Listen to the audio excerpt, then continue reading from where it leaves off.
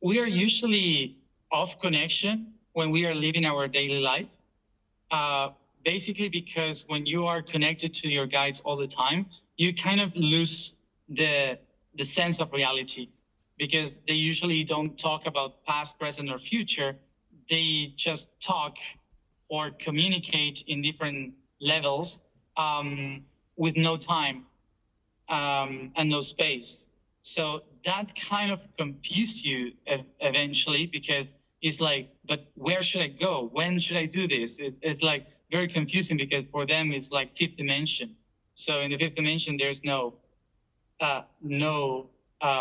correlation to this one. So usually when you are connected, you are having awareness of everything, but cannot be related to this reality all the time. You can see the whole, you can have awareness, but it's very difficult to really manage physical stuff. Mm-hmm. I had to leave these two experiences of being completely here and also connected into no space, no time, according to the stages of my task.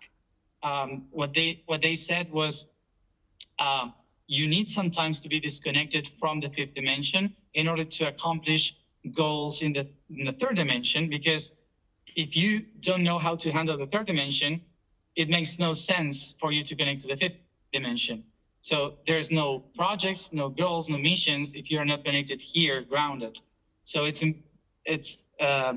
needed for us to have periods of disconnection, because it means that you are trying to connect in a different way with a different dimension. So it's not meant for us to be constantly connected to them in those levels, but we can try to understand that we are connected to them. We can sense that we are connected to them when we don't have to think much about the things that we are doing, and they, even though, show up like solutions, people, things, they show up easily, and you don't have to do many things in order to accomplish something. So that's how you experience, basically, you are connected to them, even if you don't listen to them. Yeah, basically, both are needed, because to trust your guides, you have to trust yourself, your intuition. Sometimes when you listen to them, like I did, even if you don't listen to the intuition, they will push you to do some stuff that you have to do. And life will push you towards that. Even if you're afraid or confused or you have no idea what you're doing, life will push you towards that situation. That's them, which actually, from the point of view of the fifth and sixth dimension, is yourself, just split in the fifth dimension. So your guides are actually aspects of yourself that are aware of yourself, telling you, you have to do this, otherwise we cannot move in the third dimension. But it's actually you.